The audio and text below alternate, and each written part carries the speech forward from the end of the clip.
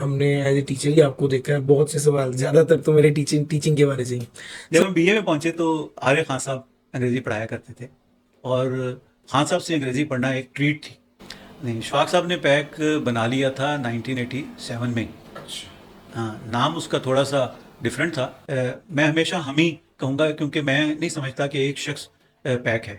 अच्छा सर, कोई बंदा, कोई स्टूडेंट जो आपको देख रहे हैं, वो चाहते हैं कि वो कल को टीचर बने या टीचिंग को एज करियर लेके चले, तो उनको क्या हैबिट्स आज से ये अडॉप्ट कर लेनी चाहिए, क्या चीज़ें उन्हें देखनी चाहिए कि वो कल को एक स्टार टीचर बने? मैं बड़ा फ्रीक्वेंट सीपीडी स्पीकर था और ख़ास तौर पे मुझे फैसलाबाद से, मुल्तान से दावत आती थी कि आप यहाँ पे सीपीडी करने के लिए आएँ।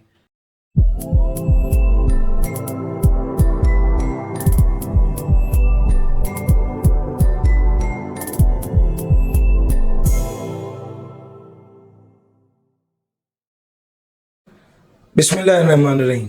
अस्सलाम वालेकुम। I am at the top of the world right now. From the day one मैंने जिस पर्सनैलिटी को आइडियलाइज किया, और from the first day of CA जो मैंने सोचा कि मैं इंशाल्लाह सीए बनूंगा तो ऐसा बनूंगा, वैसे तो नहीं बन पाए, लेकिन उनके साथ पॉडकास्ट का मौका मिला है। Please welcome sir Jafar Hussain. अस्सलाम वालेकुम सर। वालेकुम। सर आपका बहुत शुक्रिया। मुझे अंदाज़ा है कि आपकी रूटीन बहुत बिजी चल रही थी, मगर मेरे इंसिस्ट करने पर आपने ना नहीं की और टाइम दे दिया। So nice of you sir. आपका बहुत शुक्रिया अली कि आपने मुझे इस काबिल समझा कि मेरे साथ एक पॉडकास्ट करें। तो अ, थी कुछ ऐसी मसरूफियात जिसकी वजह से मैं पहले टाइम नहीं दे पा रहा था, लेकिन आपके शौक़ को देखते हुए मैंने अपनी सारी मसरूफियात को एक तरफ रख के आज कहा कि ज़रूर मैं पॉडकास्ट करवाऊँगा। और आपके बाकी के पॉडकास्ट भी मैं फेमिलियर हूँ उनसे, तो बड़े अच्छे पॉडकास्ट आप करते हैं और मेरा ख्याल है कि स्टूडेंट्स के लिए जितनी मोटिवेशन उनमें है और सोसाइटी के लिए एट लार्ज, तो मैंने कहा मैं ज़रूर इसका पार्ट बनूंगा। So nice of you sir. मैंने ओवर द पीरियड जितनी पॉडकास्ट भी रिकॉर्ड की, अगर सबसे ज़्यादा किसी के बारे में सुनाई या सबसे ज़्यादा किसी की तारीफ हुई, मेरी, एक तो मैं इंस्पायर्ड हूँ, लेकिन सर आपने एक जनरेशन को इंस्पायर किया है, तो वो सब लोग चाहते हैं कि आपके बारे में कुछ जाने, उसको डिस्कस करते हैं सर। बहुत शुक्रिया जी। सर स्टार्ट करते हैं अपनी डिस्कशन को। 40-45 ईयर्स बैक ले जाता हूँ मैं आपको। आप भी कभी छोटे थे और खेलने कूदने के दिन थे, तो सर आप बचपन में को बहुत शरारती थे या पढ़ाई में बहुत अच्छे थे, और मैट्रिक एफएससी में कैसा परफॉर्म करते रहे? मैं तो अभी भी अपने आप को छोटा ही समझता हूँ अच्छा। क्योंकि मैं, मेरा ख्याल है कि 18 साल से आगे नहीं उम्र मेरी बढ़ी, क्योंकि मेरी ज़िंदगी 18 साल के लोगों के दरमियान ही गुजरी और ज़्यादा से ज़्यादा 23-24 साल के हो जाते हैं वो पढ़ते पढ़ते मुझसे। तो मैं अभी भी अपने आप को वैसे ही यंग फील करता हूँ। तो जहाँ तक स्कूल का सवाल है, मैं एक अच्छा स्टूडेंट था, थ्रू आउट एक अच्छा स्टूडेंट ही रहा, सिवाय एक साल ऐसा था जिसमें मैंने खेलों की तरफ बहुत तवज्जो दी 8वीं क्लास में और पढ़ाई की तरफ बहुत कम तवज्जो दी। तो उस साल में मेरे रिजल्ट्स बहुत अच्छे नहीं थे, लेकिन उसके अलावा थ्रू आउट मैं पोजीशन होल्डर ही स्कूल के अंदर रहा हूँ। तो मैट्रिक मैंने साइंस के साथ किया, लेकिन उसके बाद फिर मेरी साइंस ख़त्म हो गई थी वहीं पे। और उसके बाद फिर आपने जनरल साइंस या आईकॉम ज्वाइन किया, मतलब उसके बाद आपने सीए में आने से पहले, क्योंकि जब आपने किया शायद ग्रेजुएशन के बाद उस वक्त लोग सीए में। जी हाँ, मेरे वाले साहब तो मुझे डॉक्टर बनाना चाहते थे, लेकिन जैसे मैंने कहा कि मेरी साइंस मैट्रिक पे ख़त्म हो गई थी, तो मैंने अब्बा जी को बड़े डरते डरते ये बताया कि मैं मज़ीद साइंस नहीं पढ़ सकता। तो फिर मैंने जनरल साइंस में दाखिला लिया गवर्नमेंट कॉलेज लाहौर में, और वहाँ से मैंने बीए किया। ये 4 साल जो मेरी ज़िंदगी के गवर्नमेंट कॉलेज में उस ज़माने में गुजरे, ये मैं समझता हूँ मेरी ज़िंदगी के बेहतरीन सालों में से थे। अच्छा सर, आपने जब कब ये प्लान किया कि सीए करना है और सीए की तरफ आना है? और हर बंदे की ना एक डिफरेंट इंटरेस्टिंग स्टोरी होती है कि सीए में इन होने की क्या स्टोरी है। जी सर, आपकी क्या स्टोरी है? कोई ख़ास स्टोरी नहीं है एक्चुअली, देखा जाए ना तो सीए उस ज़माने में तो बहुत ही ऑब्सक्योर प्रोफेशन था। लेकिन मेरे एक मामू थे जो हमारे साथ ही रहते थे, तो वो कहा करते थे कि ये चार्टर्ड अकाउंटेंट बनेगा। अब पता नहीं उन्होंने कहाँ से सुन रखा था कि चार्टर्ड अकाउंटेंट बनेगा, लेकिन खुद ब खुद ही तकरीबन इस तरफ को चल पड़ा, सिवाय एक ऐसा मौका आया जब मैं चार्टर्ड अकाउंटेंट नहीं बनना चाहता था। हाँ, मैं बड़ा खुशकिस्मत हूँ इस मामले में कि मुझे बड़े ज़बरदस्त असातिज़ा मैसर आए, ख़ास तौर पे गवर्नमेंट कॉलेज लाहौर में। इनामुल हक साहब मेरे स्टैटिस्टिक्स के टीचर थे। अजमत साहब से मैंने इकनॉमिक्स पढ़ी। आज भी गवर्नमेंट कॉलेज के बड़े नाम हैं। और इनके साथ साथ एक बड़ी गैर मामूली शख्सियत से मुझे अंग्रेज़ी पढ़ने का इत्तफ़ाक़ हुआ, आर्य ख़ान साहब, जो बाद में गवर्नमेंट कॉलेज से वाइस प्रिंसिपल के तौर पे रिटायर हुए। मेरा ख़्याल है कि आर्य ख़ान साहब एक बहुत ही ज़बरदस्त उस्ताद थे। और मुझे टीचिंग का जो शौक़ हुआ वो इन तीन अज़ीम असातिज़ा की वजह से शौक़ हुआ। तो जब मैं बीए में था तो मैंने अपने वालिद साहब से कहा कि मैं तो एमए इकनॉमिक्स करना चाहता हूँ और मैं टीचिंग करूँगा। तो वालिद साहब ने उस वक्त एग्री नहीं किया। पहले मेरे डॉक्टर ना बनने से तो वो इत्तेफाक कर चुके थे, लेकिन इस मामले में उन्होंने कहा कि नहीं, कोई ना कोई प्रोफेशनल एजुकेशन तो लेनी पड़ेगी आपको। तो फिर मैंने फ़ैसला कर लिया कि अब मैं सीए कर लूँगा। तो मैं ज़रा इस मौके पे गवर्नमेंट कॉलेज का जिक्र आ गया तो मैं ज़रूर ज़िक्र करना चाहता हूँ अपने मरहूम उस्ताद आर्य ख़ान साहब का। ख़ान साहब से बेहतर मैंने अंग्रेज़ी का टीचर नहीं देखा। मैंने बहुत से लोगों से गवर्नमेंट कॉलेज में अंग्रेज़ी पढ़ी। जब हम एफ़ए में थे तो एक अजीब इत्तेफाक था कि जिस टीचर से भी हम अंग्रेज़ी पढ़नी शुरू करते थे वो सीएसएस कर जाते थे। और उसके बाद वैकेंसी हो जाती थी और वो वैकेंसी फिल करते करते हमारे सब्स्टिट्यूट टीचर भेजते भेजते गवर्नमेंट कॉलेज को कई महीने गुजर जाते थे। तो जब हम towards the end of course पहुँचे तो बहुत सारा कोर्स बाकी था और इसलिए गवर्नमेंट कॉलेज ने हमें हाई डोज ऑफ इंग्लिश आखिरी 3 महीनों में दी। कोई 3-4 असातिज़ा ने इकट्ठे अंग्रेज़ी पढ़ानी शुरू कर दी हमें। कोई ड्रामा पढ़ाते थे, कोई नावल पढ़ाते थे, कोई शॉर्ट स्टोरीज़ पढ़ाने के लिए आ गए, कोई ग्रामर पढ़ाने के लिए आ गए। तो 3-4 असातिज़ा ने मिलके हमें अंग्रेज़ी पढ़ाई। तो बड़ा मशहूर सेक्शन हमारा था उस ज़माने में, जे सेक्शन, जिसको बताते थे कि हम जे सेक्शन में पढ़ें तो वो हंसने लग जाता था कि अच्छा ये 7 टीचरों वाला सेक्शन था। तो जब हम बीए में पहुँचे तो आर्य ख़ान साहब अंग्रेज़ी पढ़ाया करते थे और ख़ान साहब से अंग्रेज़ी पढ़ना एक ट्रीट थी। मुझे याद है कि मैं सुबह कोई 9:30-10 बजे के करीब अपने बाकी के लेक्चर से फ़ारिग हो जाता था और ख़ान साहब की क्लास 12 बजे होती थी। 2 घंटे इंतज़ार करके मैं वो क्लास ज़रूर पढ़ता था। मैंने कभी वो क्लास मिस नहीं की। तो उन जैसे असातिज़ा जो हैं वो अब पता नहीं होते हैं नहीं होते, मुझे उसके बाद इत्तेफाक नहीं हुआ इस तरह का। तो ज़रूर होते होंगे, लेकिन ख़ान साहब मेरी ज़िंदगी के एक यादगार उस्ताद थे। अच्छा सर, अपना थोड़ा बैकग्राउंड भी बताइए, आप की फैमिली बैकग्राउंड, और क्या आप किस इलाके से थे जब लाहौर पढ़ने आए, तो क्या लाहौर में ही रहते थे? इसके बारे में प्लीज़। हाँ जी, हम लाहौर के ही रहने वाले हैं। समझें कि 48-49 में मेरे वालिद साहब आ गए थे माइग्रेट करके लाहौर, और उसके बाद से हम लाहौर में ही रहते थे। तो लाहौर में ही सारी ज़िंदगी गुजरी है। ज़बरदस्त। अच्छा सर, आपने सीए मतलब यहाँ पे हमने ये वाली बात की कि आप इस तरह ग्रेजुएशन की जीसी से, और उसके बाद एक मामून की ख्वाहिश थी कि आप सीए में आए, और फिर अल्टीमेटली आपके जो है उन्होंने भी जोर दिया आपकी ख्वाहिश के खिलाफ कि मैं नहीं, अब सीए में आओ। तो फिर सीए शुरू कैसे किया और वो वाला टाइम कैसा रहा? सीए उस ज़माने में तो ये भी नहीं पता होता था, ख़ास तौर पे एक नॉन कॉमर्स ग्रेजुएट को, कौन सी फर्म है, कहाँ है।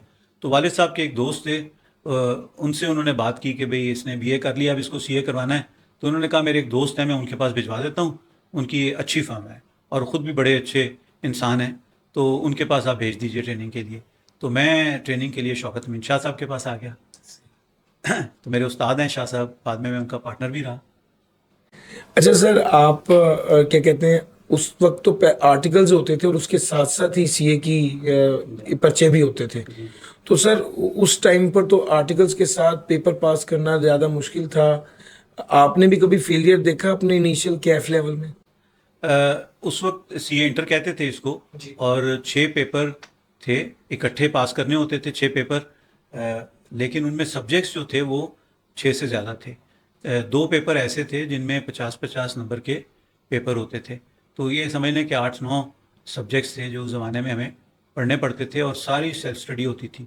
तो सीए इंटर में मेरा एक पेपर में रेफरल आई थी, बाकी 5 पेपर मैंने फर्स्ट अटैम्प्ट में पास कर लिए थे। तो रेफरल नेक्स्ट अटैम्प्ट में पास हो गई थी। तो वो वाला जो सीन हमने ज़्यादातर पॉडकास्ट में सुना है कि री रेफर हुआ तो वो पूरा मॉड्यूल ख़त्म हो गया, उससे आप बच गए? उससे मैं बच गया था। ग्रुप 2 उस ज़माने में एक आसान ग्रुप होता था, वो मैंने फर्स्ट अटैम्प्ट में ही पास कर लिया था। लेकिन ग्रुप वन बहुत ही डिफ़िकल्ट ग्रुप समझा जाता था, उसमें कुछ टाइम लग गया मेरा। अच्छा सर, आप जब उसके बाद आपने पेपर्स भी पास कर लिए तो आर्टिकल्स उसके बाद जो फाइनल्स वाला का लेवल होता था उसमें कितना डिफरेंस होता था? और फिर आर्टिकल्स तो आपके साथ साथ चल ही रहे थे, आर्टिकल्स के साथ पढ़ाई कितनी मुश्किल होती थी? आर्टिकल्स के साथ पढ़ाई पता नहीं मुश्किल होती थी या नहीं होती थी, लेकिन लैक ऑफ डिसिप्लिन बहुत ज़्यादा होता था, क्योंकि आपने सेल्फ स्टडी करनी होती थी, नंबर एक। नंबर दो, इसमें प्रॉब्लम यह था कि उस ज़माने में कोई कस्टमाइज्ड स्टडी मटेरियल नहीं मिलता था।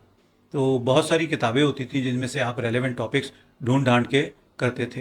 पास पेपर्स भी अवेलेबल नहीं होते थे, most of the times pass papers भी नहीं अवेलेबल होते थे। सिलेबस जो था ICAP का, वो फाइनल के लेवल पे तमाम ही सिलेबस 2-2 लाइनों के होते थे। Expert knowledge of financial accounting and reporting, ये कुल सिलेबस होता था, ये 2 लाइनों का सिलेबस होता था, जिसमें यही लिखा होता था एक्सपर्ट नॉलेज। तो सिलेबस डिटेल नहीं होते थे। तो मुझे याद है कि जब मैं ग्रुप वन का इम्तहान देने गया तो मैं 3 महीने पढ़ के गया, और 3 महीने पढ़ने के बाद जब पेपर सामने आया तो पता चला कि जो कुछ पढ़ के आए हैं वो सारा इरेलेवेंट है। तो ये एक मुश्किल थी उस ज़माने में। और दूसरा, कोई डिसिप्लिन बनाना जो है वो बड़ा मुश्किल था। अब ये आसानी हो गई है कि आप रेगुलरली क्लासेस पढ़ते हैं, जिसकी वजह से एक डिसिप्लिन पढ़ाई का बन जाता है। अच्छा सर, फाइनल्स के लेवल पर भी आपके लिए चैलेंजिंग था, या उस दौर में भी जो फाइनल्स थे वो यकीनन इंटरमीडिएट से ज़्यादा डिफ़िकल्टी लेवल उनका हाई होता होगा, तो उसमें आपने स्टेट क्वालिफाई कर लिया या उसमें भी कोई रेफरल या री रेफरल का चक्कर हुआ? नहीं, रेफरल नहीं हुई, जब भी पास हुआ स्ट्रेट ही हो गया। अच्छा, माशाल्लाह। तो आप जब आप क्वालिफाई कर गए तो उसके बाद आपने अपनी फर्म कर ली, यानी फर्म में, इसी फर्म में जिसमें आर्टिकल कर रहे थे उसको ज्वाइन करके आगे चलते रहे? जी हाँ, ऐसे ही हुआ कि जिस फर्म में मैं था, शाह साहब ने मुझे कहा कि जी आप मुझे ज्वाइन करें। तो मैंने पहले 1 साल एज मैनेजर उनको ज्वाइन किया, और फिर साल के एंड पे मैं पार्टनर बन गया उनका। और ये पार्टनरशिप हमारी कोई 7 साल चली, 97 तक। अच्छा, आप जीसी के दौर में ही ये प्लान कर चुके थे कि मैं तो टीचर ही बनूंगा, और टीचिंग आपका पैशन उस वक्त ही बन चुका था? बन चुका था। तो वो तो जब आप सीए में आए तो आपने इसको रोक के रखा, लेकिन जब आप क्वालिफाई कर गए तो फिर उसके बाद मेरा ख्याल है एक ऑप्शन आई कि आप टीचिंग में आ जाएं। वो आपको कैसे ऑप्शन मिली टीचिंग में आने की, और फिर कैसे आप अपने पैशन के मुताबिक पढ़ाते रहे या पढ़ाने शुरू हो गए? आपकी ज़िंदगी में कभी कभी कोई ऐसे लोग आ जाते हैं जो आपकी ज़िंदगी की शेप बदल देते हैं। मेरी ज़िंदगी में भी जिस दिन से मैंने आर्टिकल्स ज्वाइन किए थे, एक साहब ऐसे ही आए, अशफाक साहब। और मेरी पहला दिन था आर्टिकल्स का, और पहला शख्स जिसके साथ मेरी इंटरेक्शन हुई वो अशफाक साहब थे। वो मैनेजर थे फर्म में। और उसके बाद मैंने जॉब भी की उनके साथ। वो मैनेजर थे, लेकिन वो जॉब पे काफ़ी इंटेंसिव सुपरविज़न करते थे, तो उनके साथ ही तकरीबन मैंने जॉब की। वो सीनियर ही जॉब कर रहे थे। तो अशफाक साहब, जिस दिन मैंने क्वालिफाई किया तो अशफाक साहब ने मुझे उसके फ़ौरन बाद ही कहा कि अब आप पढ़ाना शुरू करें। तो अशफाक साहब उस ज़माने में ICAP में एडमिनिस्ट्रेटर थे, और रिफ़्रेशर कोर्सेज़ ICAP के अरेंज किया करते थे। तो उन्होंने मुझे पहला मौका ICAP के रिफ़्रेशर कोर्स में दिया। उस ज़माने में पढ़ाने वाले आसानी से नहीं मिलते थे, तो अशफाक साहब बहुत ढूंढ ढांड के लोगों को लाते थे, बड़ी मेहनत से उनको तैयार करते थे। तो मुझे भी उन्होंने रिफ़्रेशर कोर्स में इंडक्ट किया, और वहाँ से मेरे टीचिंग के करियर का आगाज़ हुआ। अच्छा, तो फिर ये पैक की ज्वाइनिंग, या पैक में जब आपने और सर इशफाक साहब ने मिलकर ये पैक बनाया, या पैक ऑलरेडी मौजूद था और आपने उनको ज्वाइन किया? नहीं, इशफाक साहब ने पैक बना लिया था 1987 में। हाँ, नाम उसका थोड़ा सा डिफरेंट था। इशफाक एकेडमी शायद? नहीं, उनका नाम उस वक्त था academy of professional accountants, APA। अच्छा। हाँ, तो इशफाक साहब ने 87 में बना लिया था। जब 95 में मैंने सोचना शुरू किया कि मुझे एक और प्रोफेशन की ज़रूरत है, और मुझे टीचिंग में ज़्यादा इंटेंसली अपने आप को इन्वॉल्व करना है, तो इशफाक साहब ने फिर मुझे कहा कि आप पैक ज्वाइन कर लीजिए। तो पैक हम दोनों ने मिल के फिर इदारा बनाया। वो उनका चल रहा था, लेकिन फिर हमने एक नए नाम से इसको थोड़ी सी मॉडिफिकेशन के साथ इस इदारे को बनाया, और इसका नाम पैक रखा, प्रोफेशनल्स एकेडमी ऑफ कॉमर्स रखा।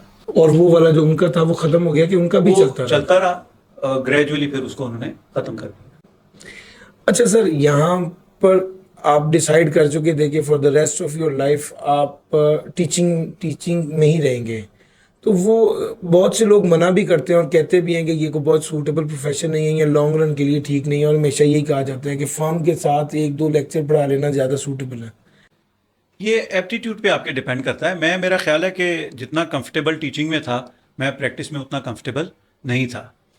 मैं तो जब पढ़ता था तब भी अपने आप को समझाने के लिए मैं एक इमेजिनरी स्टूडेंट अपने साथ बिठा लेता था और उसको समझाता था, तो मुझे समझ में आ जाता था।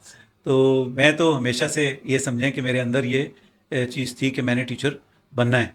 तो मैं प्रैक्टिस के साथ भी टीचिंग करता रहा थ्रू आउट। 89 में मैंने जब क्वालिफाई किया तो उसके बाद से मैं टीचिंग ऑफ एंड ऑन कर ही रहा था, लेकिन उसमें सीरियसनेस ज़्यादा पैदा हुई 93 में, जब मैंने बैक के स्टूडेंट्स को पढ़ाना शुरू किया। तो फिर मैंने इसको ज़्यादा सीरियसली परसू करना शुरू किया और 95 से मैं बहुत इंटेंसली टीचिंग में इन्वॉल्व हुआ। अच्छा, आपने 97 में जो है वो फर्म की पार्टनरशिप बिल्कुल छोड़ दी और आप फुल टाइम टीचिंग में आ गए, तो आपकी रूटीन में क्या 8-9 घंटे पर डे पढ़ाना होता था? जी, ऐसे ही था। उस ज़माने में तो पढ़ाने वाले मिलते ही नहीं थे, तो बहुत कम लोग इंटरेस्टेड होते थे टीचिंग में, तो इसलिए बहुत लोड लेना पड़ता था टीचिंग का। तो 7-8-9 घंटे तक टीचिंग चली जाती थी उस ज़माने में। तो सर आप टीचिंग में चलते रहे और आहिस्ता आहिस्ता फिर इदारा डेवलप हो गया। किस पॉइंट पर आपने इसको ये समझा कि अब हमने इसको मुख्तलिफ ACCA भी शुरू कर दिया, उस इदारे ने CA में भी शुरू CA भी कर दिया, लेकिन जो पैक है वो ज़्यादा CA पर फोकस करता रहा थ्रू आउट, तो वो एक विजन था या ऑटो पे आपके पास स्टूडेंट्स आते रहे और आप CA में ज़्यादा ग्रो कर गए? नहीं, इसमें दोनों चीज़ें थी कि सीए में जो हमारी रेपुटेशन थी वो भी एक लोगों के लिए यूनिक फीचर था और उसकी वजह से बहुत से लोग आते थे। दूसरा, हमारा फोकस भी मेरा ख्याल है कि चूंकि हम शुरू से सीए ही करवा रहे थे, तो हमारा फोकस एक सेट हुआ हुआ था सीए की तरफ ज़्यादा। लेकिन एसीसीए में भी हमने बड़ी, अल्लाह के फजलो करम से बड़ी ग्रोथ ली और एसीसीए में भी हमारा एक बड़ा नाम बना। और एक ज़माना था जब बहुत बड़ी तादाद में लोग एसीसीए करने भी पैक में आते थे। तो ओवरऑल ACCA का डाउनफॉल आ गया, तो वो एक वो सिनेरियो। हाँ, बस मेरा ख्याल है कि कुछ इस किस्म के मार्केट फैक्टर्स भी इसको अफेक्ट कर रहे थे। दूसरा, जो बहुत ही इंटेंस फोकस था उसमें हमने सीए में बहुत इनोवेशन की, बहुत ज़्यादा टाइम हमारा सीए में ही स्पेंड होता था, रिसोर्सेज भी स्पेंड होते थे, तो इस वजह से भी शायद हमारी नीश जो है वो सीए बन गई उस वक्त। उस दौर में यानी 90s, लेट 90s और फिर 2002-3-5 तक जितने लोग आए वो आज खुद माशाल्लाह लेजेंड बन चुके हैं, तो वो सब आपके पास आते हैं, आपको कीदत से मिलते हैं, तो आपको कैसा लगता है? यार, मैं तो बड़ा आई रियली फील ऑनर्ड कि अल्लाह ताला ने इतनी इज़्ज़त दी और इस काबिल बनाया कि हम इन लोगों की ज़िंदगी में कुछ कंट्रीब्यूट कर सके। मैं हमेशा हम ही कहूँगा, क्योंकि मैं नहीं समझता कि एक शख्स पैक है। पैक तो एक टीम का नाम है और हमेशा पैक ने टीम वर्क पे ही जोर दिया है। तो मुझे एज ए टीम लीडर कुछ ज़्यादा क्रेडिट मिल जाता है, लेकिन मेरा ख्याल है कि मेरी टीम के हर मेंबर ने इन तमाम असहाब की ज़िंदगी में एक बड़ा इम्पॉर्टेंट रोल प्ले किया है और ये टीम वर्क था जिसकी वजह से हम इतना कुछ अचीव कर सके। अच्छा सर, ये आपकी पर्सनल ग्रोथ पैक के साथ ही थी, यानी पैक ग्रो कर रहा था तो ऑटोमेटिकली आपकी भी ग्रोथ थी उसमें, और फिर कैंपसेस बढ़ते गए और फिर मुख्तलिफ शहरों में फैलते गए, ये ऑर्गेनिक ग्रोथ होती रही है? इसमें भी कोई प्लानिंग या कोई स्ट्रेटजी थी? देखिए, ये ग्रोथ सारी ऑर्गेनिक है, बहुत सारी, लेकिन एक स्टेज आया जब हमने ये सोचा कि हमें अब एक्सपेंशन में जाना है। तो हमारे सामने ये सवाल था कि हम एक्सपेंशन में किस तरह जाएं। तो हमारी पार्टनर्स की एक मीटिंग हुई जिसमें हमने अपने आप से ही मुख्तलिफ सवाल पूछे कि हम ग्रोथ में, हम क्यों एक्सपेंशन में जाना चाहते हैं। तो हमने कहा कि चूंकि अब हमारे रिसोर्सेज इजाज़त देते हैं कि हम एक्सपैंड करें, तो हमें एक्सपैंड करना चाहिए। तो एक्सपेंशन की बेसिस क्या हो, तो उसमें हम सब ने मिलकर ये तय किया कि एक्सपेंशन की बेसिस जो है वो पब्लिक सर्विस होनी चाहिए। इसकी बेसिस या एक्सपेंशन की वजह ज़्यादा प्रॉफिट्स नहीं होने चाहिए। तो पब्लिक सर्विस के पॉइंट ऑफ व्यू से जब हमने गौर किया तो हमने ये नतीजा निकाला कि चूंकि हमारे पास एक बहुत बड़ी तादाद स्टूडेंट्स की ऐसी है जो केपीके से पढ़ने आते हैं और उनको यहाँ पर काफ़ी दिक्कत होती है रहने में और कल्चरल एडजस्टमेंट में भी, और उसकी वजह से उनकी कॉस्ट भी बहुत बढ़ जाती है।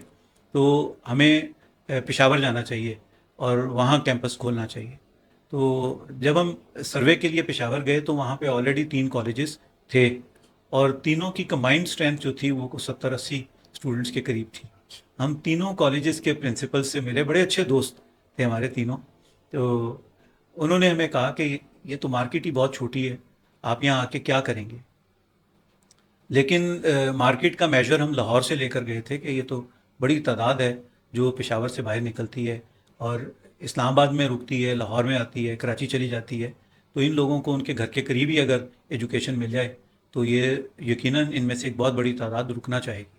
तो आज अल्हम्दुलिल्लाह पैक खैबर जो है उसमें एक बड़ी तादाद है उस इलाके के स्टूडेंट्स की जो तालीम हासिल कर रही है, और ख़ास तौर पे जो लड़कियों की तादाद है वो काफ़ी ज़्यादा है। उनके लिए बड़ा मुश्किल था कि वो दूसरे शहरों को ट्रैवल करती, तो पैक खैबर ने उनको एक अपॉर्चुनिटी दी कि वो वहीं पे रहते हुए सी और एसीसी को परसू करें। Done sir. यानी वो पब्लिक जो प्लान था कि पब्लिक सपोर्ट करें, उसके हवाले से इसको एक्सपेंड करते रहे, जहाँ जहाँ नीड थी वहाँ वहाँ अपने एक्सपेंशन कर दी।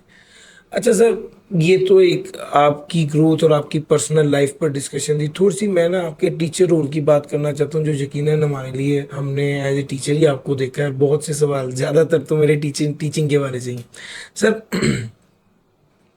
What is the thought process जब आप क्लास में जाते हैं और किसी टॉपिक को पढ़ाने लगते हैं, तो क्या आप उससे पहले उसके बारे में सोच रहे होते हैं, या आपने उसको प्लान किया होता है कि मैं क्या, किस वक्त क्या एग्जांपल दूंगा, या ये सब कुछ स्पॉन्टेनियस होता है?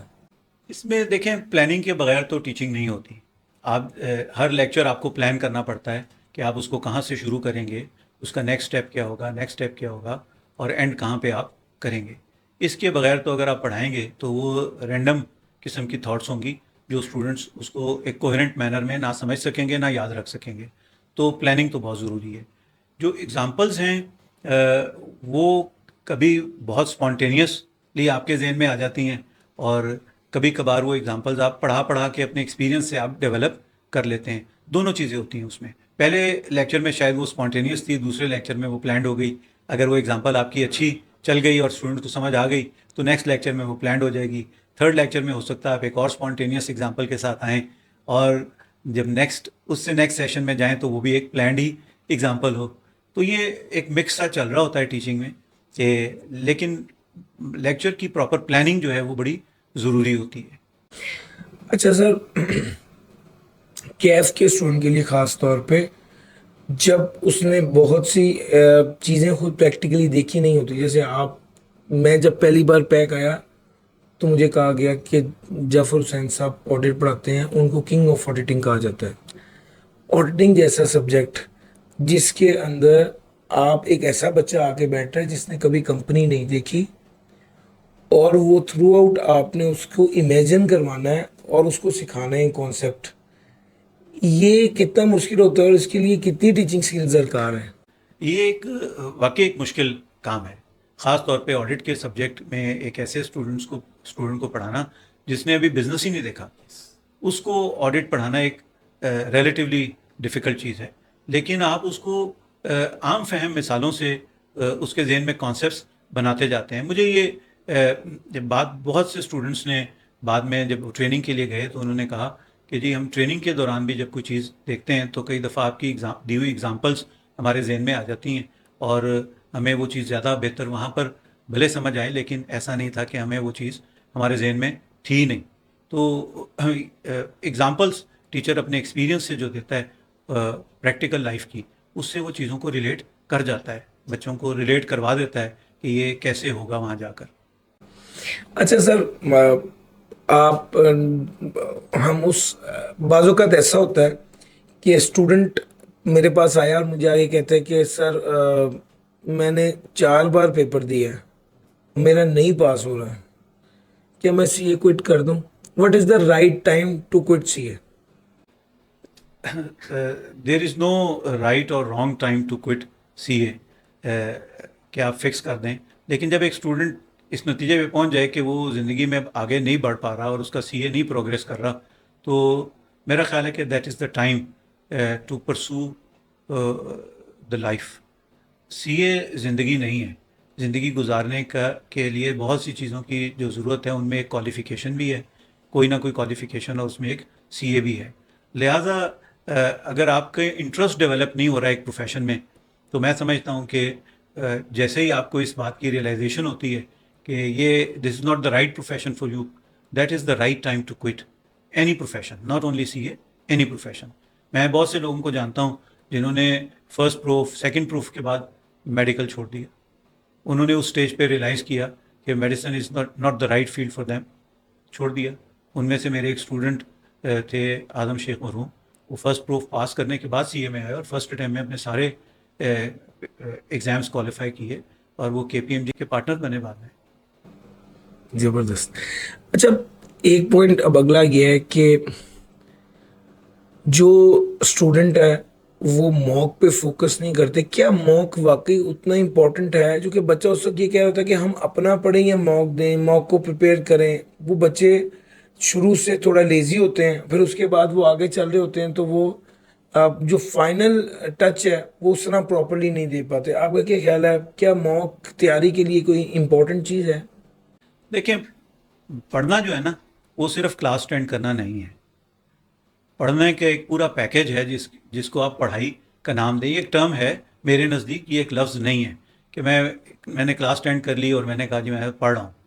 मैं अगर घर जाकर नहीं रिवीजन करता, मैं अगर क्लास टेस्ट में नहीं आता, मैं मिड टर्म एग्ज़ाम्स में नहीं आता, मैं मॉक नहीं देता, तो मेरी पढ़ाई पढ़ाई नहीं है। ये मैंने अपनी डेफिनेशन के मुताबिक कुछ कर लिया है, लेकिन I can not be sure that I will be able to pass my exams. या अगर श्योर नहीं तो हम कहते हैं कि प्रोबेबिलिटी ऑफ पासिंग लो हो जाती है। तो ये एक पूरा पैकेज है पढ़ाई का। इसमें सारी दुनिया में ऐसे ही होता है और हर लेवल पे ऐसे होता है। ए लेवल्स जो लोग करते हैं वो भी मॉक देते हैं, जो मैट्रिक और इंटरमीडिएट के इम्तहान देते हैं वो भी एकेडमीज़ में जाके मॉक देते हैं। तो मॉक कोई नया कॉन्सेप्ट नहीं है सीए में। मॉक का कॉन्सेप्ट तो तमाम स्टडीज़ में अपनी जगह पर मौजूद है। कहीं पे इसका नाम सेंडअप भी रख दिया जाता है कि जी आखिर में एक सेंडअप एग्ज़ाम होगा, वो प्रैक्टिकली मॉक एग्ज़ाम होता है बाज़ सिचुएशंस में। तो mock is a very important thing, और आपको एग्ज़ाम से पहले आपकी शॉर्टकमिंग्स आपके सामने आ जाती हैं और आप उन शॉर्टकमिंग्स को दूर कर लें तो आपकी प्रोबेबिलिटी ऑफ पासिंग आईकैप एग्ज़ाम बढ़ जाती है। अच्छा, जनरली सीए के बारे में ये वाली मिथ कि यार सीए वाकई मुश्किल है और ये नहीं होता, और बहुत से लोग इस डर से सीए शुरू नहीं करते, और जो करते हैं वो भी इस खौफ में ही रहते हैं या अपने फेलियर को सीरियस नहीं लेते, जो कि वो मानते हैं कि भाई सीए मुश्किल है, सभी फेल हो रहे हैं तो मैं भी फेल हो गया। क्या ऐसा है? मेरा ख्याल है कि ये इस प्रोफेशन की बदकिस्मतियों में से एक है कि एक रेपुटेशन जो कोई आपसे कह लें कि ऐसी रेपुटेशन जो आज से 30 साल पहले ख़त्म हो जानी चाहिए थी, वो रेपुटेशन आज भी इसके साथ चल रही है। सीए जब आया पाकिस्तान में तो ये एक सेल्फ स्टडी बेस्ड प्रोफेशन था और उस वक्त शायद सारी दुनिया में ये ऐसे ही था। कुछ मुल्कों में ज़रूर कोई कोचिंग फैसिलिटीज़ अवेलेबल थी, लेकिन हमारे यहाँ तो कोई इस किस्म की चीज़ नहीं थी। वहाँ से एक रेपुटेशन डेवलप हुई कि ये मुश्किल है। सेल्फ स्टडी के लिहाज से तो ये आदमी मुश्किल है, लेकिन आज इसमें इतनी हेल्प अवेलेबल हो गई है और प्रोफेशन इतना आज ग्रो कर गया हुआ है कि आज ये इतना मुश्किल नहीं रहा। मैं आपको एक बड़ी इंटरेस्टिंग बात बताऊं कि जब मैं सीए कर रहा था तो मेरी बड़ी बहन जो थी वो डॉक्टर बन रही थी, मेडिसिन कर रही थी। मैंने उनको जितना पढ़ते देखा है, मेरा ख्याल है मैंने उसका 50% भी सीए करते हुए नहीं पढ़ा। उन्होंने बहुत पढ़ाई की और फिर वो डॉक्टर बनी। तो सीए के बारे में ये रेपुटेशन जो है ये वैलिड नहीं है आज। आज तो लोग ज़रा भी सीरियसनेस के साथ अपनी स्टडीज़ को परसू करते हैं तो वो फर्स्ट अटैम्प्ट में क्वालिफाई कर जाते हैं। बहुत बड़ी तादाद है जो फर्स्ट अटैम्प्ट में क्वालिफाई करती है, with in training period qualify कर जाते हैं लोग। अच्छा सर, गर्ल्स के हवाले से कुछ कहा जाता है कि ये प्रोफेशन गर्ल्स के लिए सूटेबल नहीं है, दो तीन रीजंस के लिए। एक ये कि 18-19 साल की उम्र में शुरू करेंगे तो ये 6 साल 7 साल ले जाएगा, उतनी देर में उनकी शादी की एज होगी तो वो नहीं कंप्लीट कर पाएंगे, इसलिए ये शुरू ही नहीं करना चाहिए। कुछ दूसरे नंबर पे ये वाली बात कि चूँकि ट्रेनिंग करनी होती है और इस सीए को पास करने के लिए ट्रेनिंग ज़रूरी है और उसके लिए उनको फिर मुख्तलिफ ऑर्गेनाइजेशन में जाके ऑडिट करना पड़ेगा, इसलिए भी कुछ लोग कहते हैं कि सीए गर्ल्स को परसू नहीं करना चाहिए। आपकी क्या ओपिनियन है इस बारे में? देखिए सिर्फ सीए नहीं है जो 5-6 सालों में होता है। मेडिसिन भी आप करने जाएं तो एफएससी के बाद 5 साल का तो कोर्स वैसे ही है, और उसके बाद आपने हाउस जॉब भी करना है। तो हाउस जॉब के बगैर भी आप आगे नहीं चलते, और फिर आप जॉब भी करते हैं। जब आप डॉक्टर बने तो आप जॉब भी करते हैं। तो सीए भी ऐसा ही एक प्रोफेशन है, तकरीबन उतना ही टाइम लग रहा है इसमें भी जितना मेडिसिन करने में लगता है, जितना मोर और लेस इंजीनियरिंग करने में लगता है। तो या तो हम खवातीन को तमाम प्रोफेशन से बाहर कर दें इसी तरह से। अब तो लॉ भी 5 साल का हो गया है, तो एक सीए पे ही क्यों ये बात कि सीए के लिए ज़्यादा टाइम रिक्वायर्ड है इसलिए लड़कियों को नहीं करना चाहिए, लॉ भी नहीं करना चाहिए, फिर उनको मेडिसिन भी नहीं करनी चाहिए अगर यही है तो। दूसरी इंपॉर्टेंट चीज़ ये है कि ऑफिस में काम, तो जिन ऑफिस में हम लोग जाते हैं, चार्टर्ड अकाउंटेंट्स जाते हैं या हमारे स्टूडेंट्स जाते हैं, बड़ी सेफ एनवायरनमेंट होती है। सारे ऑफिस की एनवायरनमेंट अनसेफ नहीं होती। और बाकी प्रोफेशंस के लोग भी जिस एनवायरनमेंट में काम करते हैं उसमें चीज़ें सेफ भी होती हैं और अनसेफ भी होती हैं। वो रिस्क तो हर प्रोफेशन के साथ मौजूद है। वो सोसाइटी से रिस्क अराइज होता है, वो प्रोफेशन से अराइज नहीं होता। सोसाइटी ने अपनी वर्क एनवायरनमेंट्स को ख़वातीन के लिए सेफ़ बनाना होता है। अगर हमारी अदालती माहौल में भी ख़वातीन सेफ़ फील नहीं करती तो फिर तो हमें कुछ और सोचना चाहिए। एज ए सोसाइटी हमारा फेलियर हो गया। अगर हमारे हॉस्पिटल्स में भी ख़वातीन सेफ़ फील नहीं करती तो ये एज ए सोसाइटी हमारा फेलियर है। और अगर हमारी बिजनेस ऑर्गेनाइजेशन में ख़वातीन सेफ़ फील नहीं करती तो ये सोसाइटी का फेलियर है, ये प्रोफेशन का फेलियर नहीं है। और ना ही प्रोफेशन चेंज करने से ये सारे हैजर्ड्स ख़त्म हो जाएंगे सोसाइटी के अंदर से। तीसरी चीज़ ये है कि वो ज़माना लग गया जब आप कहते थे कि एक आदमी कमाएगा और 8 बंदे बैठकर खाएंगे। अब इस तरह से मुमकिन नहीं रहा। और जब एक आदमी पे आप सारा कमाने का बोझ डाल देंगे तो आप उसको लेट नाइट ही घर पे देखेंगे। अगर आप एक नॉर्मल सोसाइटी के तौर पे ज़िंदगी गुजारना चाहते हैं तो फिर आपको शायद दोनों लोगों को कमाना पड़ेगा। एक आदमी की कमाई शायद काफ़ी नहीं होगी। और कमाई का ही सिर्फ पॉइंट ऑफ व्यू नहीं है, ख़वातीन ने ही बच्चों की तरबियत भी करनी है। अगर हम उनको इन्हीं प्रीटेक्स्ट पे तालीम से दूर रखेंगे और 18-18 साल की उम्र में ही उनकी शादियां करनी शुरू कर देंगे तो जो अगली नस्ल आएगी उसमें क्या तालीम का शऊर होगा और उनकी क्या तरबियत हम कर पाएंगे। बिल्कुल सही। अच्छा सर, कोई बंदा, कोई स्टूडेंट जो आपको देख रहे हैं, वो चाहते हैं कि वो कल को टीचर बने या टीचिंग को एज करियर लेके चलें, तो उनको क्या हैबिट्स आज से ये अडॉप्ट कर लेनी चाहिए? क्या चीज़ें उन्हें देखनी चाहिए कि वो कल को एक स्टार टीचर बने? देखें, टीचर की हैबिट्स नहीं है। टीचर जो चीज़ बनाती है आपको वो डेडिकेशन है। आप अगर कम्युनिकेट करना चाहते हैं तो फिर आप टीचर बनिए। टीचर कम्युनिकेशन के शौक में टीचर बनते हैं। और अगर आप एक चेंज लाना चाहते हैं सोसाइटी में तो फिर आप टीचर बनिए। अगर आप सिर्फ कुछ चीज़ें क्लास में आकर बोल देना चाहते हैं, दोहरा देना चाहते हैं, तो फिर टीचिंग आपके लिए प्रोफेशन नहीं है। फिर आपको किसी और तरीके से, किसी इन्फ्लुएंसर के तौर पे आपको प्रोफेशन को देखना चाहिए या अपने ऑडियंस को देखना चाहिए। टीचर तो लाइफ चेंज कर देता है। तो अगर आप इंटरेस्टेड हैं कि आप लोगों की ज़िंदगियों में एक तब्दीली लाएं और आपके अंदर ये अर्ज है कि जो नॉलेज आपने ऑब्टेन कर ली है वो आप अगली नस्ल तक मुंतकिल करें, तो then this is the profession for you. और इन दो पैशंस के साथ अगर आप आएंगे तो आप यकीनन एक बहुत कामयाब टीचर बनेंगे। अच्छा सर, आपके बारे में एक चीज़ और बड़ी कमाल है कि आपने जिस सब्जेक्ट को पढ़ाया आपने उसके बारे में बच्चे उसको एडमायर करते हैं। हमने ऑडिट पढ़ा, क्योंकि हमारे एक दोस्त कहते हैं हमने तो सर से लॉ पढ़ा है, बिलो सर ने वो बहुत अच्छा पढ़ा है। अच्छा, आम तौर पे इस दौर में तो ये चीज़ बड़ी क्लियर है कि फ़लाँ टीचर फ़लाँ सब्जेक्ट पढ़ाता है, लेकिन आपने थ्रू आउट हर सब्जेक्ट को जिसको भी पढ़ाया उसमें जो है ना लोग आपसे इन्फ्लुएंस हुए हैं या इंस्पायर हुए हैं। सवाल आपसे ये है कि ओवरऑल एक टीचिंग स्किल रिक्वायर्ड होती है या किसी पर्टिकुलर सब्जेक्ट को बहुत ज़्यादा पढ़ाने से वो चीज़ बेहतर हो जाती है? देखें, दोनों चीज़ें हैं। टीचिंग स्किल्स का होना तो एक प्री रेक्विजिट है पढ़ाने के लिए, और जब आप मुसलसल किसी सब्जेक्ट को पढ़ाएं तो आपकी उस पर कमांड भी बहुत अच्छी हो जाती है। लेकिन मैंने काफ़ी वैरायटी ऑफ सब्जेक्ट्स अपने करियर में पढ़ाए हैं, और उसकी वजह ये थी कि मैं अपना पैशन जो है टीचिंग का वो हमेशा अलाइव रखना चाहता था। तो मैं कुछ अरसे के बाद एक सब्जेक्ट ऐड कर लेता था, उसको पढ़ाता था, उसकी तैयारी करता था, उसको to the best of my ability पढ़ाने की कोशिश करता था। और जैसे ही मुझे कोई बहुत अच्छे टीचर मिल जाते थे, मैं उनको हैंडओवर करता था वो सब्जेक्ट और एक और सब्जेक्ट की तलाश में निकल जाता था। तो मैंने अपने टीचिंग के पैशन को अलाइव रखने के लिए भी ये सब्जेक्ट्स की वैरायटी रखी हुई थी। वैसे आप कौन कौन से सब्जेक्ट पढ़ाते रहे अपने थ्रू करियर? मैंने मेरा ख्याल है कि सिवाय क्यूएम और इकोनॉमिक्स और इंग्लिश के बाकी तकरीबन सारे सब्जेक्ट्स पढ़ाए हुए हैं।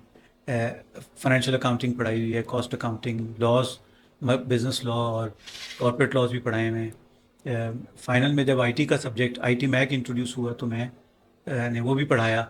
वो बहुत पढ़ना पड़ा मुझे आईटी का, बहुत समझना पड़ा, लेकिन मैंने आईटी भी पढ़ाई, ऑडिटिंग और टैक्स। तो खैर मैं टैक्स भी बड़ी रेगुलरली पढ़ाता रहा हूँ, ऑडिटिंग तो मैं शुरू से पढ़ा रहा हूँ और आखिर तक ऑडिटिंग पढ़ाता रहा हूँ। सर टीचर बाय बर्थ होता ही है, वो एफर्ट करके भी टीचर बन सकता है? मेरा ख्याल है कि एफर्ट तो हमेशा रिक्वायर्ड होती है, बाय बर्थ कोई चीज़ नहीं होती। हर प्रोफेशन में आपकी प्रैक्टिस और आपका पैशन है जो आपको टीचर बनाता है। आपकी कम्युनिकेशन स्किल्स भी ऐसा नहीं कि पैदाइशी होती हैं, वो आप आहिस्ता आहिस्ता डेवलप करते हैं अपनी कम्युनिकेशन स्किल्स भी, और जितना आप उसको ज़्यादा प्रैक्टिस करते हैं उतनी वो अच्छी होती चली जाती हैं। तो टीचर को मेहनत करनी पड़ती है। सर आपने जिस तरह से इतने डाइवर्सिफाइड सब्जेक्ट्स भी पढ़ाए, मेहनत भी की, इदारे को टाइम भी दिया, इदारा इतना डेवलप भी हुआ, ऑब्वियसली आपने कहा टीम है, लेकिन उस टीम लीड को खुद फ्रॉम द फ्रंट आके चीज़ों को देखना पड़ता है अगर वो चाहता है कि कुछ वाकई ग्रोथ हो।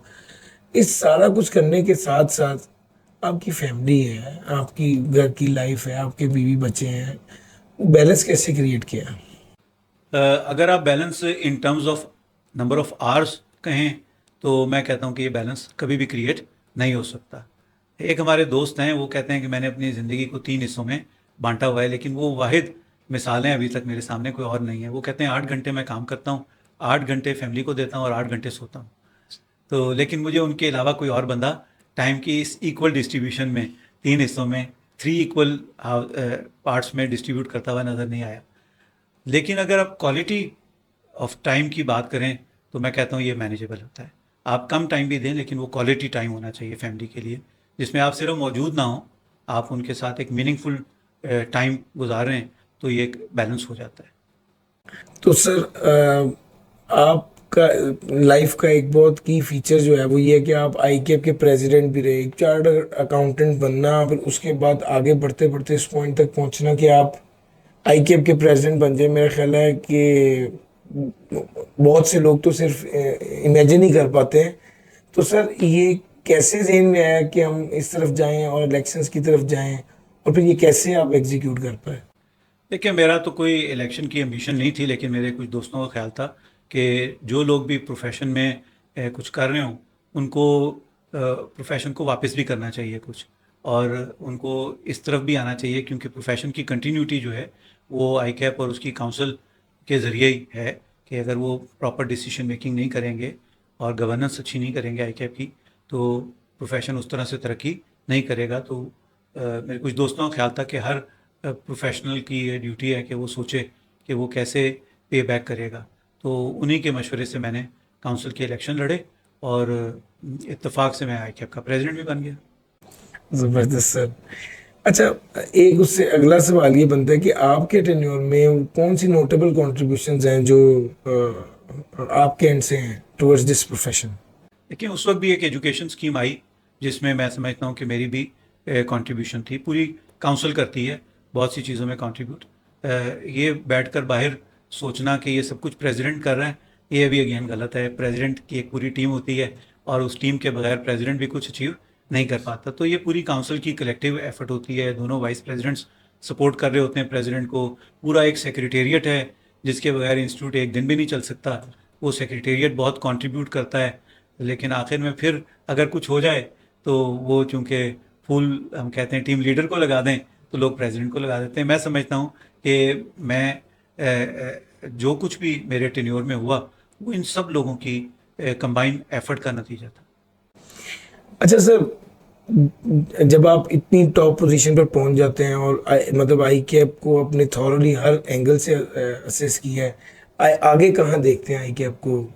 आपने जिन लोगों को ये पास ऑन की रिस्पॉन्सिबिलिटी, ये पोजीशन, और उनसे क्या एक्सपेक्ट करते हैं और आगे आईकैप को कहाँ देखते हैं? देखिए, पहली चीज़ तो ये है कि प्रेसिडेंट और काउंसिल रिस्पॉन्सिबिलिटी पास ऑन करके नहीं आती। रिस्पॉन्सिबिलिटी तो मेंबरशिप पास ऑन करती है कि ठीक है जी, अब आप रिटायर हो गए काउंसिल से, तो हम नए रिप्रेजेंटेटिव्स लेकर आते हैं। तो मेंबरशिप का विजन है कि उन्होंने किसको इलेक्ट करना है काउंसिल के लिए, और फिर काउंसिल का विजन है कि उन्होंने किसको एज प्रेसिडेंट इलेक्ट करना है। तो हम कोई बैटन पास ऑन करके नहीं आए, मेंबर्स ने नए सिरे से अपने रिप्रेजेंटेटिव्स चुने। जहाँ तक आईकैप के मुस्तकबिल का ताल्लुक है, अगर हम आईकैप के पास्ट पे एक नज़र डालें तो एक आईकैप वो था जिसको मैंने 82 में ज्वाइन किया, और एक आईकैप वो है जिसका मैं 2018 से 2019 तक प्रेसिडेंट रहा। इन दोनों आईकैप्स में कोई सिमिलैरिटी मुझे नज़र नहीं आती।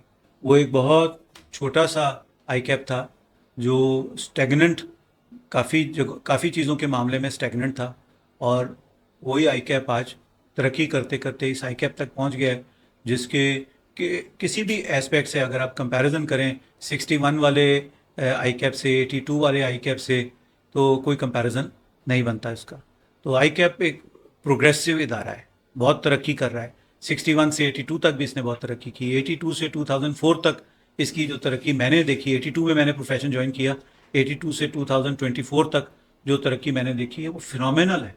सो आईकैप का इसी पास्ट को देखते हुए मैं कह सकता हूँ कि it has a bright future.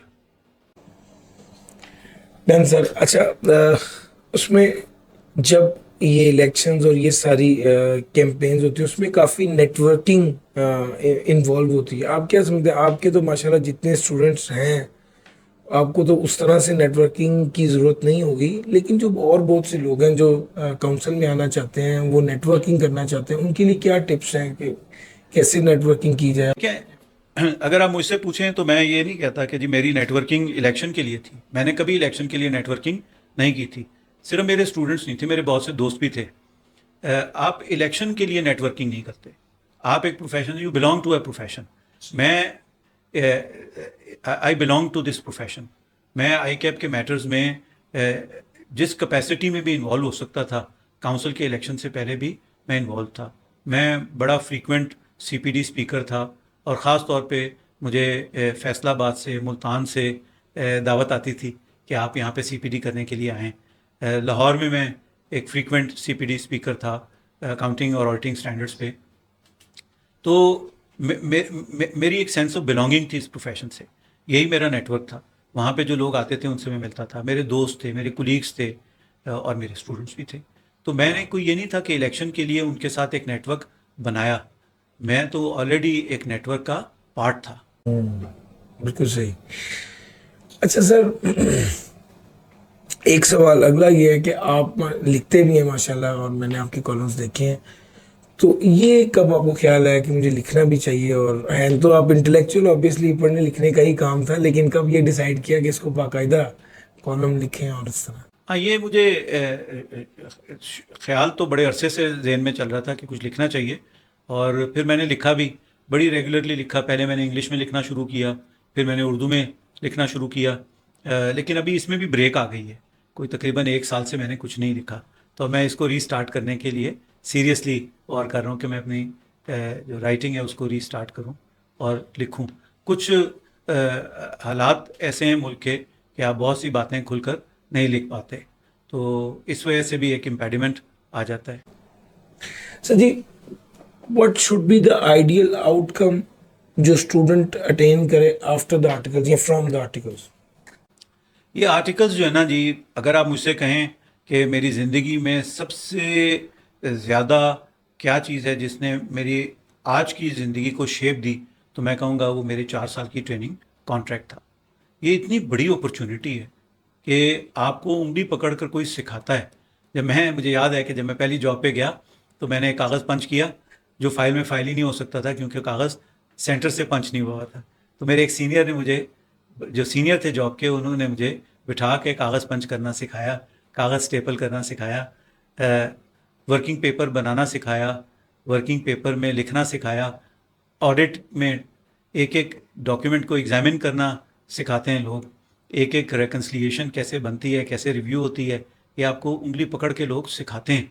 और ये एक इतनी बड़ी अपॉर्चुनिटी है जो कोई और प्रोफेशन इस तरह से शायद इसको ऑफर नहीं करता। तो ये आर्टिकल्स तो एक बड़ी काम की चीज़ है। और इस आर्टिकल्स की दूसरी खूबी मैं आपको बताऊं कि आप हर 2 महीने 3 महीने के बाद एक नई बिजनेस एनवायरनमेंट में चले जाते हैं। आपकी उम्र होती है 20 साल 21 साल, और आप जा रहे हैं एक नई बिजनेस एनवायरनमेंट में एवरी 3 मंथ्स। तो आपके जहन से ये चीज़ निकल जाती है कि कोई ऐसी भी इन्वायरमेंट होगी जिसको आप नहीं समझ सकेंगे, क्योंकि आप हर उस नई बिजनेस इन्वायरमेंट को समझते हैं पहले और फिर ऑडिट करते हैं। तो आपके अंदर ये कॉन्फिडेंस पैदा हो जाता है कि मैं जहाँ भी जाऊँगा मैं चीज़ों को समझ लूँगा और मैं सीख लूँगा, मुझे कोई मसला नहीं है इसमें। I will have to ask a few questions and I learn everything. तो ये कॉन्फिडेंस जो है ना, ये आर्टिकल्स के अलावा और कोई चीज़ नहीं देती। तो ये आर्टिकल्स जो लोग भी ठीक से कर लेते हैं, इतनी मेहनत से कर लेते हैं वो, कि उनके अंदर ये खूबी पैदा हो जाए कि वो ये कॉन्फिडेंस उनके अंदर आ जाए कि मैं किसी भी नए एनवायरनमेंट में चला जाऊंगा तो मैं सीख लूँगा, वो सारी ज़िंदगी कभी रुकते नहीं हैं, वो नए काम करने से डरते नहीं हैं। अच्छा सर, इसके बरक्स जो आउटसाइड जो प्रैक्टिस जो आर्टिकल्स अब आई कैप की तरफ से बहुत सी ऑर्गेनाइजेशंस आ रही हैं, उनके तकरीबन 55 के करीब आ चुकी हैं, उसके हवाले से आपकी मतलब वहाँ पर ये वाली अपॉर्चुनिटी इस तरह से नहीं होती कि आप इस तरह मूव नहीं करते। आप तो एक ऑर्गेनाइजेशन में गए हैं, फातिमा ग्रुप में गए हैं, तो आप उस फातिमा ग्रुप में ही आर्टिकल्स करेंगे 3.5 साल। तो उस चीज़ को कंसिडर करते हुए क्या आप क्या समझते हैं कि अगर किसी बच्चे के पास अपॉर्चुनिटी हो तो वो आर्टिकल जो है फर्म से प्रेफर करे या इस तरह आउटसाइड प्रैक्टिस जो ऑर्गेनाइजेशन है उनसे प्रेफर करे? देखिए, इसमें भी एक थोड़ा सा मैं समझता हूँ कि कॉन्सेप्ट को दुरुस्त करना ज़रूरी है कि फातिमा ग्रुप जो है वो एक छोटा सा फातिमा ग्रुप नहीं है। और असल में देखने की चीज़ ये है कि वो अपना ट्रेनिंग प्रोग्राम कैसे बनाते हैं। जब ये outside the practice I cap ने अलाउ किया, तो एक बैंक सबसे पहले जो लोग आई कैप के अप्रूव्ड एम्प्लॉयर्स बने, ट्रेनर्स बने, उनमें एक बैंक भी था। और उस बैंक में जो साहब इस प्रोग्राम को लुक आफ्टर कर रहे थे, मेरी उनसे बड़ी डिटेल में बातचीत हुई कि आपका ट्रेनिंग प्रोग्राम क्या है। तो उन्होंने मुझे एक बड़ा कॉम्प्रिहेंसिव 3.5 years का ट्रेनिंग प्रोग्राम बताया कि हम अपने नए ट्रेनिस को कहाँ से स्टार्ट देंगे, कितने अरसे के बाद हम इसको कहाँ मूव करेंगे, किस डिपार्टमेंट में या किस फंक्शन में मूव करेंगे, उसके बाद हम कैसे इनको आगे बढ़ाते बढ़ाते बैंक के और कौन कौन से फीचर्स दिखाएंगे। तो वो एक बड़ा कॉम्प्रिहेंसिव ट्रेनिंग प्रोग्राम था। अगर उन्होंने उस प्रोग्राम को फॉलो किया है तो उससे जो ट्रेनी भी निकलेगा वो ये नहीं है कि एक सीट पर बैठा हुआ ट्रेनी होगा जिसने एक ही सीट पे अपने 3.5 साल गुजार लिए। उसने एक पूरे बैंक को देख रखा होगा, बैंक के मुख्तलिफ डिपार्टमेंट्स को देख रखा होगा। तो जो बंदा बैंक में इतना घूमेगा उसकी ट्रेनिंग को हम डिस्काउंट नहीं कर सकते कि इसकी ट्रेनिंग लिमिटेड ट्रेनिंग है, ये एक बहुत बड़ी ट्रेनिंग है। बैंक में तो लोगों की उम्र गुजर जाती है तो पूरा बैंक नहीं उनको समझ में आता। तो बाकी के भी आई एम श्योर कि आई कैप की ट्रेनिंग रेगुलेशंस में यही सारी चीज़ें लिखी हुई हैं, और बाकी के एम्प्लॉयर्स भी इसी किस्म का एक कॉम्प्रिहेंसिव ट्रेनिंग प्रोग्राम बनाएंगे अपने ट्रेनीज़ के लिए, और बना रखा होगा उन्होंने यकीनन। और अगर वो उस प्रोग्राम को फॉलो कर लेते हैं तो वो बड़ी अच्छी ट्रेनिंग ले लेंगे, कोई ऐसा मसला नहीं होगा। यानी अगर आपसे पूछा जाए कि मैं आके पूछूं आपसे, सर मेरे पास दोनों ऑप्शंस हैं, एक फर्म की और एक आउटसाइड प्रैक्टिस ट्रेनिंग ऑर्गेनाइजेशन की, तो मुझे किसको ज्वाइन करना चाहिए, तो आपकी क्या एडवाइस होगी? मैं इसको ऐसे देखता हूँ कि अगर तो आपने डिटरमिन कर लिया है कि आपने प्रैक्टिस करनी है तो फिर तो आपकी चॉइस बिल्कुल सिंपल है कि you should go to a firm. अगर आपने ये डिटरमिन कर लिया है कि मैंने तो प्रैक्टिस में आना ही नहीं है कभी भी, और मैंने इंडस्ट्री में जॉब करनी है और किसी बड़ी ऑर्गेनाइजेशन में करनी है, तो फिर भी आप समझ लें कि 70-80% तक आप डिटरमिन कर चुके हैं कि ट्रेनिंग आउटसाइड द प्रैक्टिस भी आपके लिए एक अच्छी ऑप्शन हो सकती है। लेकिन अगर आपने डिटरमिन नहीं किया अभी तक कि आपको कहाँ जाना चाहिए, तो फिर मैं कहूँगा कि आपको फिर फर्म में जाना चाहिए, क्योंकि फर्म में जाने से आपकी दोनों ऑप्शंस ओपन रहती हैं। सही, ज़बरदस्त। अच्छा सर, फॉरेन आर्टिकल्स के बारे में काफ़ी बात हो रही है कि फॉरेन आर्टिकल्स आई के अपने अलाउ कर दिए, और बच्चे कुछ बहुत एक्साइटेड भी हैं कि इंशाल्लाह मैंने तो पाकिस्तान में आर्टिकल नहीं करने, मैंने दुबई में ही आर्टिकल्स करने हैं। इसके बारे में कितनी क्लैरिटी है, या आप क्या इस मौके पर कहेंगे उसके बारे में, फॉरेन आर्टिकल्स के बारे में? देखें, आई कैप अप्रूव कर भी देता है तो एक चीज़ बड़ी इंपॉर्टेंट होगी, और वो है उस मुल्क की वीज़ा रिस्ट्रिक्शंस और लेबर लॉस। उसके तहत कितने लोग ट्रेनिंग कॉन्ट्रैक्ट्स ऑफर कर सकेंगे और वो वीज़ा अरेंज कर सकेंगे अपने ट्रेनीज़ के लिए, ये एक ऐसा सवाल है जिसका जवाब आज किसी के पास भी नहीं है। और अभी तक किसी फर्म ने भी मेरा ख्याल है कि इंडक्शन दुबई में नहीं की है। तो इसलिए मैं नहीं समझता कि ये फौरी तौर पे एक बहुत बड़ी opportunity है for a large number of students. It might be an opportunity for a few who can secure a training contract there and will meet the requirements of labor laws as well. सही। अच्छा sir जी, अब बहुत ज़्यादा trend है और लोग कुछ हालात मुल्क भी ऐसे हैं कि लोग बहुत ज़्यादा बाहर जाने की को प्रेफर कर रहे हैं। एक तरफ एक चार्ट अकाउंटेंट क्वालिफाई करके बैठा है, वो ये सोच रहा होता है कि अब मैं पाकिस्तान में जॉब करूं या मैं बाहर चले जाऊं। तो what are the factors one should consider कि वो पाकिस्तान में रहे या बाहर ही चला जाए? मेरा ख्याल है कि हर एक के पर्सनल सर्कमस्टांसेस हैं और लाइक्स एंड डिसलाइक्स हैं जिसकी बेसिस पे ये फैसला लोग करते हैं। अगर आप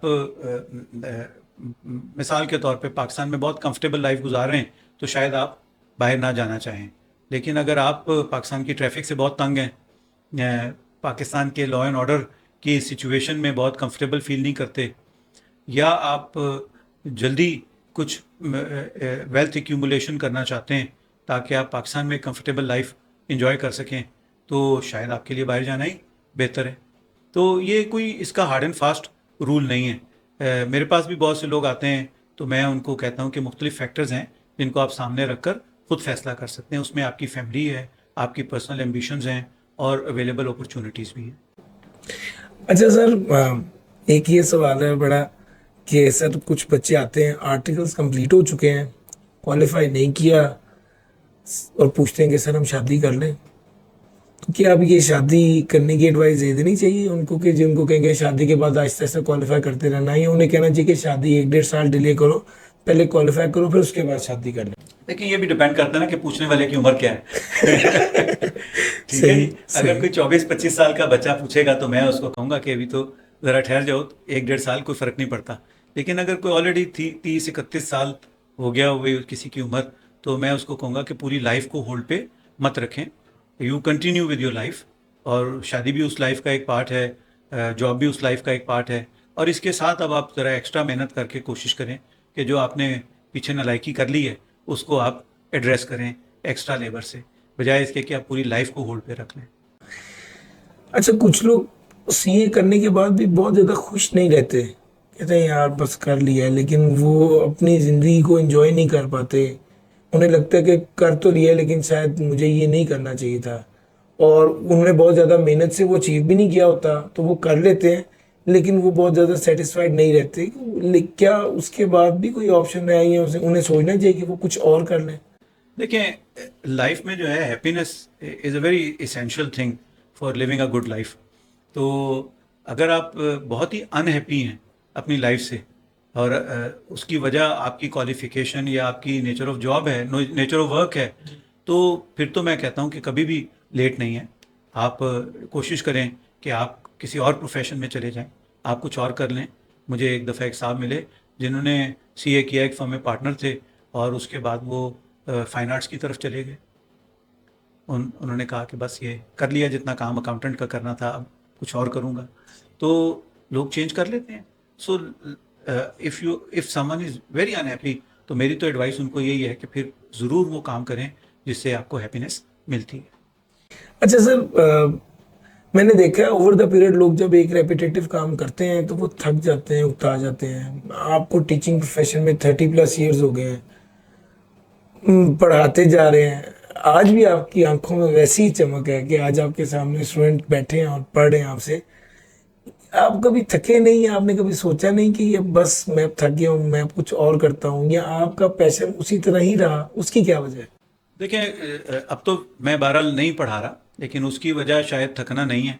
उसकी वजह ये था कि मैं समझता हूँ कि अब बहुत अच्छे टीचर्स हमारे पास मौजूद हैं और वो इस काम को मुझसे ज़्यादा बेहतर तरीके से कर सकते हैं। लेकिन मैं जब तक एक्टिवली पढ़ाता रहा, मैं कभी थका नहीं। मेरे सामने हर 4 महीने के बाद एक नया बैच होता था, एक न्यू सेट ऑफ पीपल होते थे, न्यू सेट ऑफ स्टूडेंट्स होते थे, एक डिफरेंट एनर्जी के साथ होते थे, डिफरेंट माइंडसेट के साथ होते थे, और मैं बड़ा एंजॉय करता था उन चीज़ों को पढ़ाना उनको, क्योंकि टीचिंग मेरा हमेशा से एक पैशन रहा था।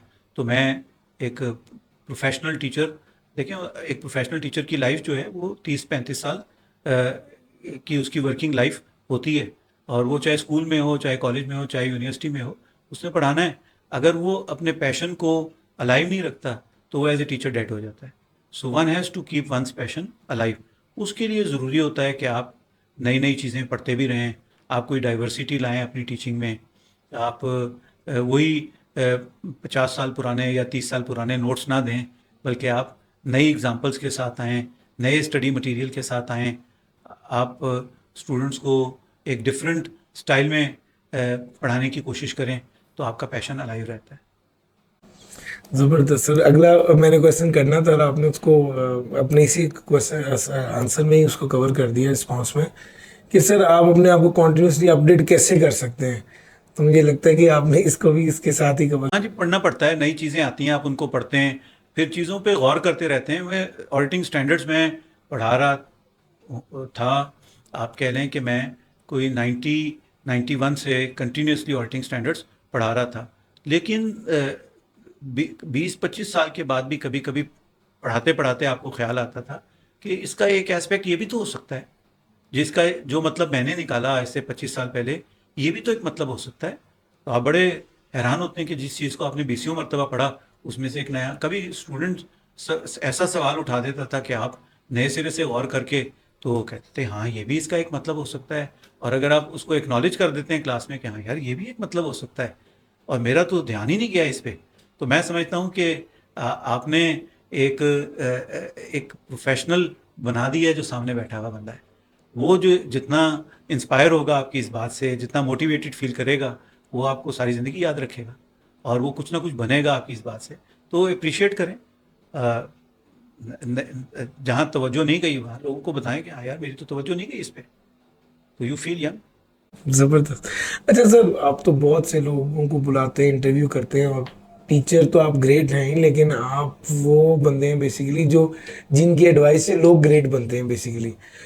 अब एक टीचर, एक आइडियल टीचर में क्या चीज़ें देखते हैं आप, कि क्या चीज़ होनी चाहिए उस टीचर में। देखें, उस टीचर में सबसे पहले तो उसका पैशनेट होना बड़ा ज़रूरी है, कि वो अपने प्रोफेशन को अच्छा समझे और उसको दिल से कबूल करे कि हाँ ये मेरा प्रोफेशन है। मजबूरी से आया हुआ टीचर टीचर नहीं होता।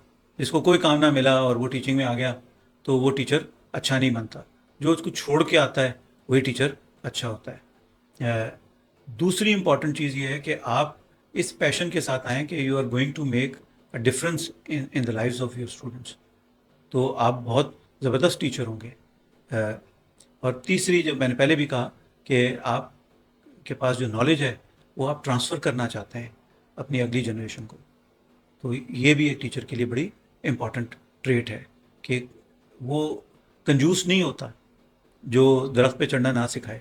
वो उन्हीं शेरों से खुश होता है जिनको उसने दरख्त पे चढ़ना सिखा दिया होता है। उसका प्राइड वो शेर होते हैं जिनको उसने दरख्त पे चढ़ना सिखा दिया होता है। टीचर वहीं रह जाता है, उसके स्टूडेंट्स आगे बढ़ जाते हैं, और यही टीचर की अचीवमेंट होती है लाइफ में। वाह। सर जी, लास्ट में आपसे पूछूंगा कि आप जो लोग सी में आना चाहते हैं उनको क्या एडवाइस करेंगे। Is it still a very good profession to join. All professions are very good professions to join because these professions are needed by the society. कोई प्रोफेशन ऐसा नहीं है जिसके बारे में आप कहें कि वो है और अच्छा नहीं है। मेडिसिन के प्रोफेशन की ज़रूरत है, इंजीनियरिंग की ज़रूरत है, लॉ की ज़रूरत है, लॉयर्स की ज़रूरत है, सोसाइटी को अकाउंटेंट्स की भी ज़रूरत है। तो सारी प्रोफेशंस बड़े अच्छे हैं। सीए आज भी बहुत रिलेवेंट है। जैसे जैसे बिजनेस ग्रो कर रहे हैं और जैसे जैसे बिजनेस कॉम्प्लिकेटेड होते जा रहे हैं, अकाउंटेंट्स की ज़रूरत बढ़ती जा रही है। अकाउंटेंट्स आज से 50 साल पहले जो काम करता था और आज जो काम करता है उसमें ज़मीन आसमान का फ़र्क है। तो सोसाइटी को ज़रूरत है, प्रोफेशन भी इवॉल्व हो रहा है इस सारी चीज़ के साथ। मुझे याद है 93-94 की बात है, आईकैप ने एक पोस्टर छापा जिस पे जो पोस्टर की वर्डिंग थी, backroom accountants of yesteryears are now leading from the front. तो चेंज आ गई, बुक कीपर का रोल ख़त्म हो गया, वो उसकी जगह सॉफ्टवेयर्स आ गई, अकाउंटेंट इवॉल्व कर गया, वो डिसीजन मेकर में आ गया। आज अकाउंटेंट जो है वो अकाउंटेंट नहीं है, आज तो चार्टर्ड अकाउंटेंट बिजनेस मैनेजर है। वो आपको बड़ी बड़ी इंडस्ट्री में बिजनेस करता हुआ नजर आएगा। आज जितने सीईओज आपको चार्टर्ड अकाउंटेंट नजर आते हैं, आज से 30 साल पहले इतने सीईओज नजर नहीं आते थे chartered accountant. people trust that their training, their education, their knowledge, their experience has actually groomed them to be CEOs. अच्छा सर, ये क्वेश्चन बड़ा इम्पोर्टेंट है कि हम देखते हैं कि मैक्सिमम लोग CFOs बनते हैं, CEOs बनते हैं। अब फाइनेंशियली उन्होंने काम नहीं किया होता। जब 3.5 साल के आर्टिकल्स किए, उसने टैक्स में काम किया या उसने ऑडिट में काम किया है, और वो जब किसी कंपनी में जाता है तो लोग ये कहते हैं चार्ट अकाउंटेंट है, हमें CFO की जरूरत है, वो उसको बुलाता है, उसने वो काम किया नहीं होता। तो क्या प्रैक्टिस में कुछ ऐसा भी इन होना चाहिए बच्चे के लिए आर्टिकल्स में कि वो ये फाइनेंसिंग भी सीखे? देखें, ये डिपेंड करता है कि फर्म के अंदर ऐसा कोई काम है या नहीं है जिससे वो सीख सके। लेकिन इसके बावजूद भी देखें कि सब लोग कामयाब हैं जी। बावजूद इसके कि उन्होंने 4 साल की या 3.5 साल की ट्रेनिंग में ये चीज़ें नहीं सीखी। They are successful professionals. Why? उन्होंने इतनी मल्टी डिसिप्लिनरी काम किए हैं और इतनी ऑर्गेनाइजेशन में काम किए कि वो कहते हैं हम संभाल लेंगे, और वो वाकई संभाल भी लेते हैं। यही बिल्कुल सही आपने एनालिसिस किया कि यही वजह है, और मार्केट का भी यही कॉन्फिडेंस है। इसीलिए मार्केट ये जानते हुए भी कि मेरे प्रीवियस एक्सपीरियंस में ये चीज़ें नहीं शामिल हैं, वो मुझे जॉब देती है। कितने लोग होते हैं जिन्होंने बैंक का ऑडिट किया होता है ड्यूरिंग ट्रेनिंग, लेकिन बैंक में आज देखें कितने चार्टर्ड अकाउंटेंट्स हैं बैंकों में। ये वो नहीं है जिन्होंने ट्रेनिंग में बैंक के ऑडिट्स किए थे। बैंक को ये कॉन्फिडेंस था कि भले इन्होंने ट्रेनिंग जिस चीज़ की भी की है, ये आकर बैंकिंग के बिजनेस को समझेंगे, बैंक के फाइनेंस को समझेंगे, अकाउंट्स को समझेंगे, and they will be good professionals. जबरदस्त। अच्छा सर, लास्ट में क्या एडवाइस करेंगे अपनी ओवरऑल CA कम्युनिटी को, प्लीज? एडवाइस मेरी यही है कि ये प्रोफेशंस जो हैं, इनसे हम अपना रोज़गार कमाते हैं, लेकिन हर प्रोफेशन बुनियादी तौर पर एक खिदमत का प्रोफेशन होता है। वो चाहे डॉक्टर का हो, डॉक्टर अपनी रोटी कमाता है काम करके, लेकिन बुनियादी तौर पे खिदमत करता है मरीज़ों की, कम्युनिटी की। वो खिदमत के बाद जो रोटी आप कमाते हैं वो ही आपका सही रिवॉर्ड होता है। खिदमत के बगैर जो रोटी हम कमाएं वो प्रोफेशन नहीं है, वो उसका कुछ और नाम होना चाहिए। तो हम भी चार्टर्ड अकाउंटेंट्स, हम भी प्रोफेशनल्स हैं, और हम सोसाइटी को सर्विस दे रहे हैं। इस सर्विस का तर्जुमा मैं खिदमत करता हूँ कि हम सोसाइटी की खिदमत कर रहे हैं। हर सर्विस प्रोवाइडर सोसाइटी की खिदमत करता है, और इस खिदमत के प्रोसेस में हम ज़रूर अपना रिस्क कमाते हैं।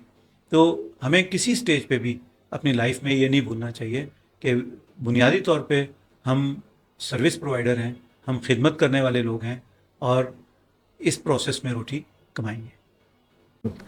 Sir, so nice of you, आपने वक्त दिया। आपकी एक एक बात जो है वो गौर करने के काबिल है, और मैं एक्सपेक्ट करता हूँ कि बहुत से स्टूडेंट्स, बहुत से लोग इन बातों को समझें और अपनी ज़िंदगी में इम्प्लीमेंट करें ताकि फ़ायदा उठाएं। अरे, आपका बहुत शुक्रिया कि आपने मुझे मौका दिया। एक दफ़ा फिर मैं आपका शुक्रिया अदा करता हूँ, और मैं उम्मीद रखता हूँ और ख्वाहिश करता हूँ कि अगर इसमें कोई अच्छी बातें थी तो लोग उससे फ़ायदा ज़रूर उठाएं। लेकिन मैं समझता हूँ कि आपने इतने ज़्यादा पॉडकास्ट कर लिए हैं, और इतनी आपने आलिम फाजिल लोगों के पॉडकास्ट किए हैं कि लोगों के लिए उन तमाम पॉडकास्ट में सीखने के लिए बहुत कुछ है। सर, आपका बहुत शुक्रिया। Thank you. लास्ट में बस मैं यही कहूँगा कि मैंने तो अपनी लाइफ का सबसे बड़ा पॉडकास्ट कर लिया है। आप भी सीखें और आप भी कुछ अचीव करें। थैंक यू जी, खुदा हाफिज़।